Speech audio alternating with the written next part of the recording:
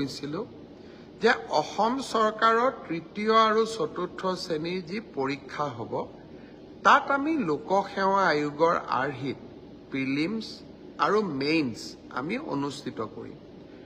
দুই এজন ব্যক্তিয়ে মোক জনাইছে যে পৰীক্ষাত নতুন নিয়ম এই বছৰ কৰিব নালাগে, কাৰণ আৰু যিহেতু 2 মাহ আছে, গতিকে আমি পুৰণা বা আগৰবাৰৰ দৰে পৰীক্ষা পতাটো উচিত হ'ব।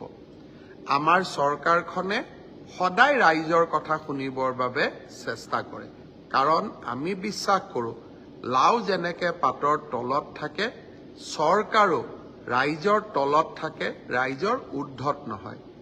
যিসকলে মোক এই পৰামৰ্শটো দিছিল, দুই এজনে অলপ গালি গালাজো কৰিছে আৰু কিছুমানে ভালকৈ পৰামৰ্শটো দিছে।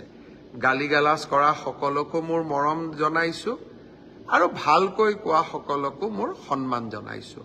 আপোনালোকৰ পৰামৰ্শ অহা 2-3 দিনত আমি বিবেচনা কৰিম আৰু যিহেতু পৰামৰ্শটোত মেৰিট আছে যে হয় 2 মাহ থাকোঁতে পৰীক্ষাৰ পেটাৰ্ণ এটা সলনি কৰিব নালাগে, বিষয়টো আমি ডেফিনেটলি আমি বিবেচনা কৰি অহা 2-3 দিনতে আপোনালোকক ইয়াৰ সিদ্ধান্তৰ বিষয়ে মই অৱগত কৰিম।